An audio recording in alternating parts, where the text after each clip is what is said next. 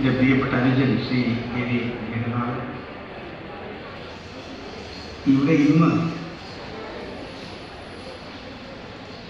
ഏറ്റവും കാലിക പ്രാധാന്യമുള്ള തലമുറകളെ ബാധിക്കുന്ന, നാടിനെ ബാധിക്കുന്ന സുപ്രധാനമായ വിഷയത്തെക്കുറിച്ച് വിദ്യാർത്ഥികളെയും യുവജനങ്ങളെയും അവബോധം ഉണ്ടാക്കുന്നതിന് വേണ്ടി പ്രഭാഷണം നടത്തിയ ശ്രീ രഞ്ജുമോൻ എനിക്ക് തോന്നുന്നു അദ്ദേഹം ജീവിച്ചിരിക്കുന്ന ഒരു ഡാറ്റമാൻ. ഞാൻ കഴിഞ്ഞ ദിവസം ടെലിവിഷനിൽ കുറച്ചു കാലമായിട്ട് ഈ ടെലിവിഷൻ ചർച്ചകൾ കേൾക്കാറുണ്ട്. അപൂർവം ചർച്ചകൾ വിട്ടാൽ പല ചർച്ചകളിലും രാഷ്ട്രീയ അതിപ്രസരം യാഥാർത്ഥ്യങ്ങളെ മറച്ചുകൊണ്ടുള്ള അവരവരുടെ നിലപാടുകളെ ന്യായീകരിക്കാൻ വേണ്ടിയുള്ള ഒരു ശ്രമമാണ് നടന്നുകൊണ്ടിരിക്കുന്നത്. പലരും വളരെ ഭംഗിയായി, ഇപ്പം ഷാനിമോളൊക്കെ വളരെ ഭംഗിയായി കൈകാര്യം ചെയ്യുന്നതാണ്, വസ്തുത വെച്ചുകൊണ്ട് ഇടപെടാറുണ്ട്. പക്ഷെ പല അവതാരകരും അങ്ങനെയല്ല ചെയ്യുന്നത്. പക്ഷെ കഴിഞ്ഞ ദിവസം ഞാൻ യാദൃച്ഛികമായിട്ടാണ് ഏഷ്യാനെറ്റിൽ രഞ്ജുമോൻ കുട്ടപ്പൻ്റെ അവതരണം ശ്രദ്ധിച്ചത്. താൻ ഉന്നയിക്കുന്ന പ്രശ്നത്തിൻ്റെ അതിനെ പൂർണ്ണമായും ന്യായീകരിക്കുന്ന, വസ്തുതകളുടെ അടിസ്ഥാനത്തിൽ ന്യായീകരിക്കുന്ന, ഡാറ്റകൾ കൊണ്ട് അദ്ദേഹം പറയുന്ന വസ്തുതകളെ നിരാകരിക്കാൻ ആർക്കും കഴിയാത്ത രീതിയിൽ അവതരിപ്പിക്കുന്ന അദ്ദേഹത്തിൻ്റെ അവതരണം ഞാൻ ശ്രദ്ധിച്ചു. എനിക്ക് വളരെ സന്തോഷം തോന്നി, വളരെ മതിപ്പ് തോന്നി. എൻ്റെ ഹൃദയം നിറഞ്ഞ അഭിനന്ദനം ഞാൻ ആദ്യമേ അറിയിക്കുന്നു. പ്രിയരിയായ ഷാനി, എൻ്റെ പ്രിയപ്പെട്ട അനുജത്തി, വളരെ ചെറുപ്രായത്തിൽ തന്നെ ജില്ലാ പഞ്ചായത്ത് അംഗമായി, ആലപ്പുഴ മുനിസിപ്പൽ ചെയർപേഴ്സണായി,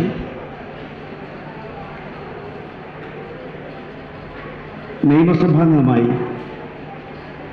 നിയമസഭയിലും മറ്റ് പൊതുവേദികളിലും സ്ത്രീ സമൂഹത്തിൻ്റെ അവകാശങ്ങളെക്കുറിച്ച് വളരെ ശക്തമായി ഉന്നയിക്കുന്ന ധീരയായൊരു പോരാളി കൂടിയാണ് പ്രിയപ്പെട്ട ഷാനി. ഡോക്ടർ ഷാജഹാൻ, എനിക്ക് അദ്ദേഹത്തെ നേരിട്ട് കുറച്ച് സമയം അദ്ദേഹം പറയുന്നത് കേൾക്കാൻ സാധിച്ചതിലും സന്തോഷമുണ്ട്. പാവങ്ങളോട്, സാധാരണക്കാരോട് എന്നും കാരുണ്യ സ്പർശത്തോടുകൂടി ഇടപെടുന്ന ഡോക്ടറാണ് അദ്ദേഹം. ഞാനൊക്കെ എന്തെങ്കിലും ഒരു ആവശ്യം വന്നാൽ ആദ്യം വിളിക്കുന്ന ഒരാൾ, ആലപ്പുഴ മെഡിക്കൽ കോളേജിൽ എന്തെങ്കിലും ഒരാവശ്യം വന്നാൽ ആദ്യം വിളിക്കുന്നത് ഡോക്ടർ ഷാജഹാനെയാണ്. ഏത് കാര്യത്തിലും അറിയിക്കുന്ന ഗൗരവത്തോടെ കൈകാര്യം ചെയ്യുന്ന പ്രിയപ്പെട്ട ഡോക്ടർ ഷാജഹാൻ. നെടുമുടി ഹരികുമാർ, അദ്ദേഹവുമായി എനിക്ക് വലിയ ഹൃദയബന്ധമാണുള്ളത്. തൻ്റെ ദൗത്യ നിർവഹണത്തിൻ്റെ ഭാഗമായിട്ടുള്ള പ്രവർത്തനത്തിൽ അദ്ദേഹത്തിൻ്റെ ഒരു കണ്ണ് നഷ്ടമായി. പക്ഷേ അതിനെ പോലും തെല്ലും കവനിക്കാതെ താൻ ഏറ്റെടുത്ത ദൗത്യം തികഞ്ഞ ആത്മാർത്ഥതയോടെ മുന്നോട്ട് കൊണ്ടുപോകുന്ന പ്രിയപ്പെട്ട നെടുമുടി ഹരികുമാർ, പ്രൊഫസർ നെടുമുടി ഹരികുമാർ, ഡോക്ടർ നെടുമുടി ഹരികുമാർ. അദ്ദേഹം ആലപ്പുഴ SD കോളേജിലെ മലയാള വിഭാഗത്തിൻ്റെ തലവനായിരുന്നു. വർഷങ്ങൾക്ക് മുമ്പേ ത്രിതല പഞ്ചായത്ത് സംവിധാനം വന്ന കാലം മുതൽ പഞ്ചായത്ത് സംവിധാനത്തിൽ അംഗമായിട്ടുള്ള അധികാര വികേന്ദ്രീകരണത്തെക്കുറിച്ച് ആധികാരികമായി സംസാരിക്കാൻ കഴിയുന്ന, സ്വന്തം അനുഭവത്തിലൂടെ ആധികാരികമായി സംസാരിക്കാൻ കഴിയുന്ന പ്രിയപ്പെട്ട എൻ്റെ പ്രിയ സഹോദരൻ, ഇവിടെ സന്നിഹിതനായിട്ടുള്ള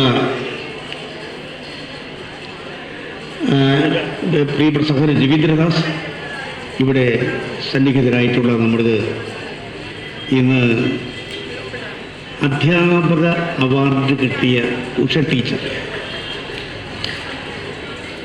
വളരെ വളരെ സന്തോഷവും അവരെക്കുറിച്ച് അറിഞ്ഞപ്പോൾ എനിക്ക് മതിപ്പും തോന്നുന്നു. നമ്മുടെ അടുത്തുള്ള UP സ്കൂൾ അതിൻ്റെ അഡ്മിനിസ്ട്രേറ്ററായി ഏറ്റവും മാതൃകാപരമായ പ്രവർത്തനത്തിലൂടെ ആ വിദ്യാലയത്തെ, വിദ്യാർത്ഥികളെ ഔന്നത്യത്തിലേക്ക് എത്തിക്കാൻ കഠിനശ്രമം നടത്തുന്ന പ്രിയപ്പെട്ട ഉഷ ടീച്ചറെ ഞാൻ ഹാർദമായി ഈ അവസരത്തിൽ നിങ്ങളുടെ എല്ലാവരുടെയും പേരിൽ അഭിനന്ദിക്കുകയാണ്. നമ്മുടെ പഞ്ചായത്ത് മെമ്പർമാർ ഇവിടെ ദീപയുണ്ട്, പഴയ നമ്മുടെ പഞ്ചായത്ത് മെമ്പർമാർ വളരെ ഫലപ്രദമായി പ്രവർത്തിച്ചുള്ള പ്രിയപ്പെട്ട ആറ്റ പഴയ പഞ്ചായത്ത് മെമ്പറാണെന്നാണ് എൻ്റെ ഓർമ്മ, അല്ലേ? പഴയ മെമ്പറാണ് ആറ്റ. ജയത്തിലേക്ക് പഞ്ചായത്ത് മെമ്പർ വന്നിട്ടില്ല, ബ്ലോക്ക് പഞ്ചായത്ത് മെമ്പറായിരുന്നു. അങ്ങനെ ഒരുപാട് പേരുണ്ട്. അങ്ങനെ പഴയ പഞ്ചായത്ത് മെമ്പർമാർ, ഇങ്ങനെ എല്ലാവരും സമർത്ഥമായിട്ടുള്ള കുട്ടികളുടെ രക്ഷിതാക്കൾ, കുട്ടികൾ തന്നെയല്ല, ഇവിടെ രാജീവ് ഗാന്ധി ഫൗണ്ടേഷൻ ഏർപ്പെടുത്തിയിട്ടുള്ള പെൻഷൻ വാങ്ങിക്കാൻ എത്തിയിട്ടുള്ള സഹോദരന്മാർ, ഞാൻ നിറഞ്ഞ ഹൃദയത്തോടുകൂടി രാജീവ് ഗാന്ധി ഫൗണ്ടേഷനെ അഭിനന്ദിക്കുകയാണ്. കാരണം അവർ ചെയ്യുന്ന സേവനം, ഷാനി ഇവിടെ പറഞ്ഞതുപോലെ 2018 തുടങ്ങിയൊരു പ്രസ്ഥാനമാണ്. ഈ കുട്ടികൾക്ക് വരുന്ന തലമുറയെ പ്രോത്സാഹിപ്പിക്കാൻ വേണ്ടി അവർക്ക് പുരസ്കാരങ്ങൾ കൊടുക്കുന്നു. അത് ഏറ്റവും നല്ല കാര്യം, തീർച്ചയായും ഏറ്റവും നല്ല കാര്യം തന്നെ, അഭിനന്ദനീയം. പക്ഷേ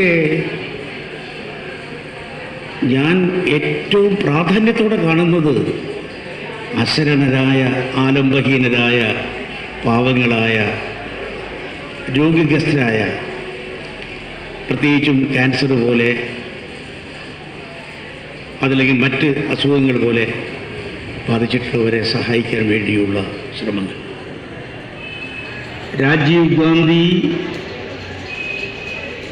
ലോകം കണ്ട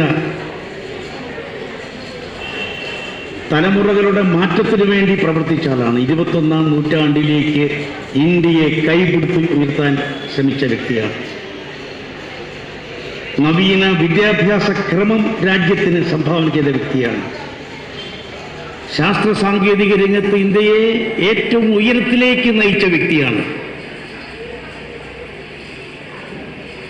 ജവഹർലാൽ നെഹ്റു ആവിഷ്കരിച്ച ഇന്ത്യയുടെ വിദേശ നയത്തെ ഏറ്റവും ഭംഗിയായി വിദേശ രാജ്യങ്ങളിൽ അവതരിപ്പിച്ച വ്യക്തിയാണ്.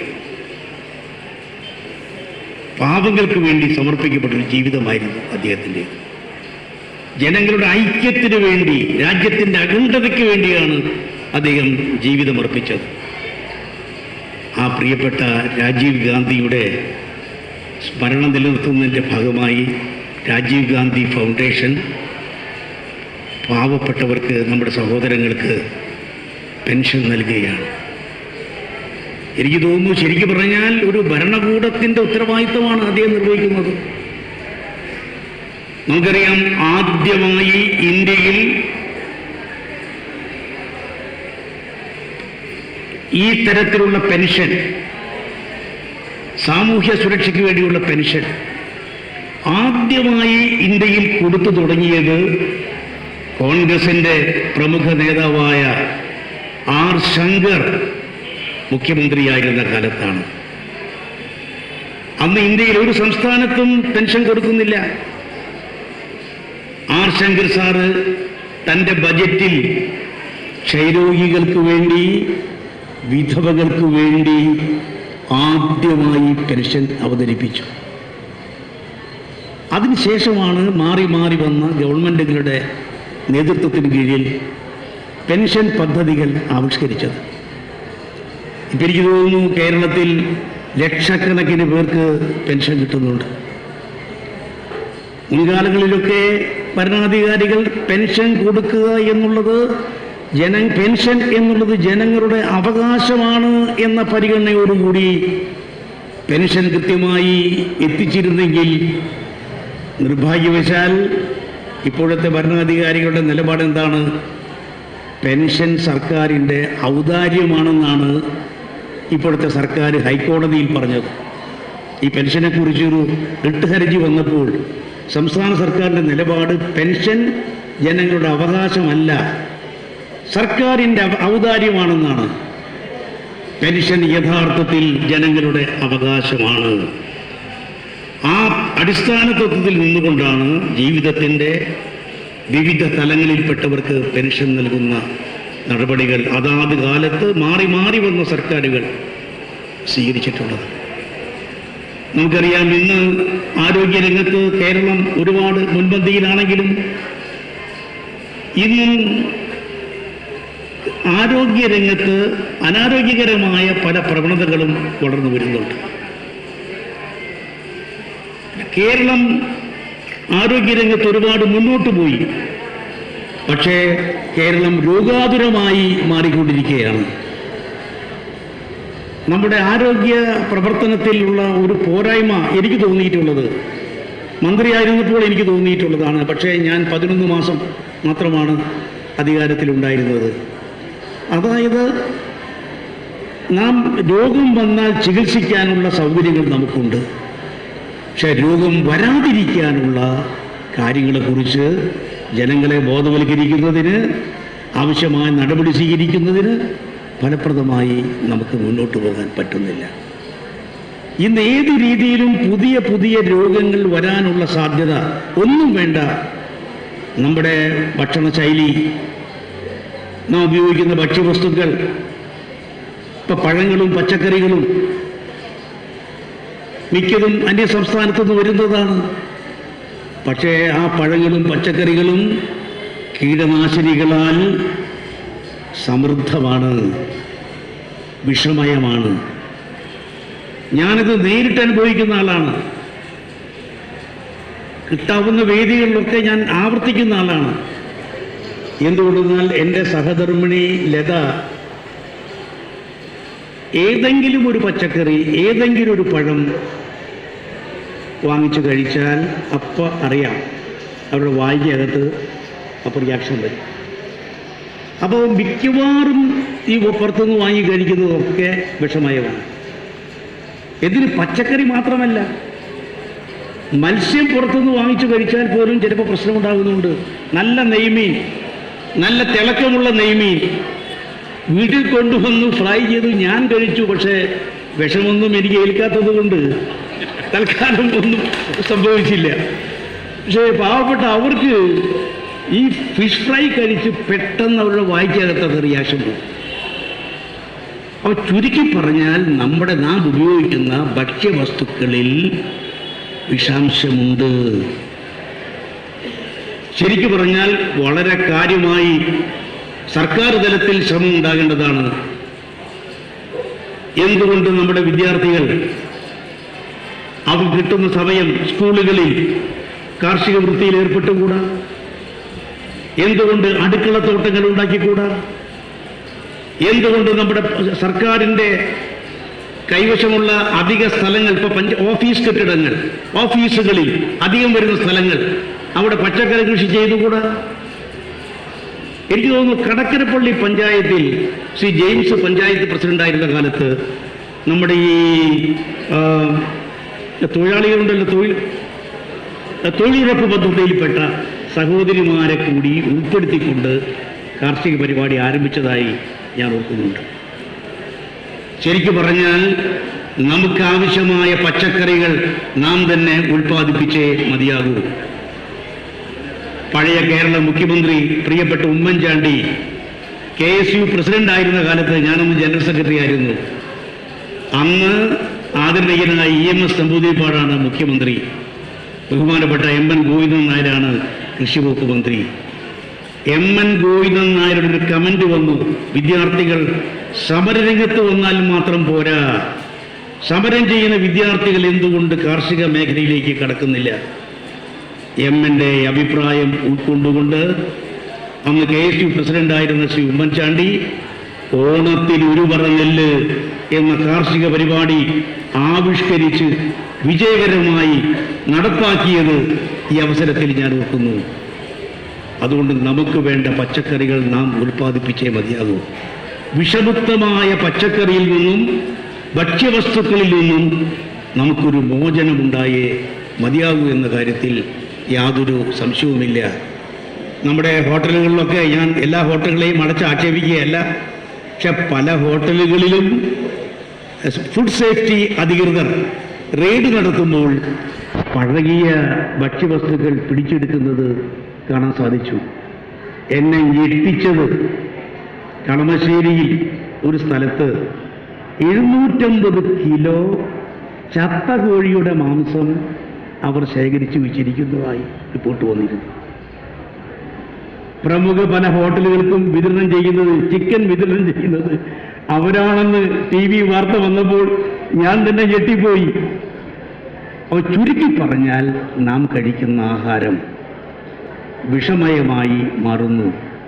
എന്തുകൊണ്ടാണ് ക്യാൻസർ വർദ്ധിക്കുന്നത്? RCC റിപ്പോർട്ട് വന്നിരുന്നല്ലോ അടുത്ത കാലത്ത്. RCC റിപ്പോർട്ടിൽ ക്യാൻസർ വർദ്ധിച്ചുകൊണ്ടിരിക്കുന്നു, കിഡ്നി സംബന്ധമായ അസുഖങ്ങൾ വർദ്ധിച്ചുകൊണ്ടിരിക്കുന്നു, കരൾ സംബന്ധമായ അസുഖങ്ങൾ വർദ്ധിച്ചുകൊണ്ടിരിക്കുന്നു, ഹൃദയ സംബന്ധമായ അസുഖങ്ങൾ വർദ്ധിച്ചുകൊണ്ടിരിക്കുന്നു, പല പുതിയ രോഗങ്ങളും വരുന്നു. അപ്പം ഇത് ആരോഗ്യത്തെ സംബന്ധിച്ചിടത്തോളം ഭക്ഷ്യകാര്യത്തിൽ സുരക്ഷിതമായ നിലപാട് സ്വീകരിക്കേണ്ടത് ആവശ്യമാണ്. സുരക്ഷിതമായ ഭക്ഷ്യവസ്തുക്കൾ ലഭ്യമാക്കാനും കഴിക്കാനും നമുക്ക് സാധിക്കണം. അതേക്കുറിച്ച് ഗൗരവമായി സർക്കാരും സമൂഹവും ചർച്ച ചെയ്യേണ്ടതാണ് എന്ന കാര്യത്തിൽ യാതൊരു സംശയവുമില്ല. ഈ രീതിയിൽ നമ്മുടെ കുട്ടികളെ പരിശീലിപ്പിക്കാനും, ഞാൻ മറ്റു കാര്യങ്ങളിലേക്ക് പോകാത്തത്, ഞാൻ റെജിമാൻ കുട്ടപ്പൻ്റെ പ്രസംഗം, ഡോക്ടർ ഷാജഹാൻ്റെ പ്രസംഗം അവിടെ ഇരുന്ന് കേട്ടു. ഇന്നത്തെ തലമുറയെ ബാധിക്കുന്ന അവർ ഉൾക്കൊള്ളേണ്ട സുപ്രധാനമായ വിഷയങ്ങളെക്കുറിച്ചാണ് ശ്രീ റെജിമോൻ കുട്ടപ്പനും അതുപോലെ തന്നെ ഡോക്ടർ ഷാജഹാനും സംസാരിച്ചത്. അതുകൊണ്ട് എനിക്ക് നമ്മുടെ കുട്ടികളോട് പറയാനുള്ളത്, നിങ്ങൾ നന്നായി പഠിക്കുക, പഠിച്ച് മിടുക്കന്മാരാകുക, മിടുക്കിമാരാകുക, ജീവിതത്തിൻ്റെ സർവ്വ തലങ്ങളിലും വിജയത്തോടുകൂടി മുന്നോട്ട് പോകാൻ സാധിക്കുക. അതുപോലെ തന്നെ ഏത് മേഖലയിൽ, ഏത് ഉന്നത സ്ഥാനത്ത് വന്നാലും, ഏത് പ്രവൃത്തിയിൽ ഏർപ്പെടേണ്ടി വന്നാലും സത്യം കൈവിടാതിരിക്കുക, കാരുണ്യം കൈവിടാതിരിക്കുക, സഹനം കൈവിടാതിരിക്കുക, സഹിഷ്ണുത കൈവിടാതിരിക്കുക, ജനങ്ങളെ ഭിന്നിപ്പിക്കുന്ന ഒരു തരത്തിലുള്ള പ്രവർത്തനങ്ങളിലും ഇടപെടാതിരിക്കുക. ജനങ്ങളെ യോജിപ്പിച്ചു നിർത്താൻ, രാജ്യത്തിൻ്റെ അഖണ്ഡത ശക്തിപ്പെടുത്താൻ, അതുപോലെ തന്നെ സത്യത്തിൻ്റെ മാർഗത്തിലൂടെ, സഹനത്തിൻ്റെ മാർഗത്തിലൂടെ, സഹിഷ്ണുതയുടെ മാർഗത്തിലൂടെ നമ്മുടെ സമൂഹത്തിന് നമ്മളാൽ കഴിയുന്ന മികച്ച സേവനം നടത്താൻ നിങ്ങൾ ഉറച്ച തീരുമാനമായി മുന്നോട്ട് പോകുക. അതാണ് എനിക്ക് നിങ്ങളോട് പ്രത്യേകിച്ച് പറയാനുള്ളത്. പറയേണ്ട കാര്യങ്ങളൊക്കെ ധാരാളത്തിലേറെ വന്നു കഴിഞ്ഞു. സമയം ഇപ്പോൾ ഒരുപാടായി. ഉന്നത വിജയം കരസ്ഥമാക്കിയ എല്ലാ വിദ്യാർത്ഥികളെയും ഒരിക്കൽ കൂടി ഹാർദമായി ഞാൻ അഭിനന്ദിക്കുന്നു. അവരുടെ രക്ഷകർത്താക്കളെ ഹാർദമായി അഭിനന്ദിക്കുന്നു. അതോടൊപ്പം തന്നെ ഇതിനെല്ലാം വഴിയൊരുക്കിയ രാജീവ് ഗാന്ധി ഫൗണ്ടേഷൻ്റെ പ്രവർത്തനങ്ങൾ കൂടുതൽ വിജയകരമായി, ഏറെ വിജയകരമായി മുന്നോട്ട് പോകട്ടെ എന്ന ആശംസയോടുകൂടി ഈ മഹാ കൂട്ടായ്മ ഔപചാരികമായി ഉദ്ഘാടനം ചെയ്തതായി പ്രഖ്യാപിക്കുന്നു.